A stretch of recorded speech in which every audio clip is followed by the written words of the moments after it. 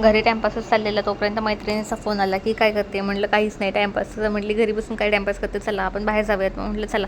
एकदा प्लॅनिंग करून कॅन्सल होतं प्रत्येक वेळेला. आमचं 3 सॅटर्डेला असंच झालेलं, प्लॅनिंग करून कॅन्सल होत होतं. म्हटलं यावेळेला आपण कॅन्सल नको करायला, ठरतं तर लगेचच जाऊयात. मग आम्ही लगेच आवरलं, घरची परमिशन घेतली आणि निघालो मुलांना घेऊन. आणि आलो इथे आम्ही. हे खूप सुंदर ठिकाण आहे. हे आहे उल्वेचं रामबाग. खूप छान आहे. ज्याला ज्याला फोटो काढायला आवडतात त्याच्यासाठी तरी खजिनाच आहे इथे. आणि त्याच्यानंतर आल्यानंतर हे पहा, लगेच मुलं झुल्यावरती जाऊन बसली आणि रंजिता त्यांना झोका द्यायला लागली. आणि आम्ही पण मैत्रिणी म्हटलं लहान बाळांसारखे आम्ही पण झुल्यावरती जाऊन बसले, मोठे मोठे झोके घ्यायला लागलो. खूप छान वाटत होतं.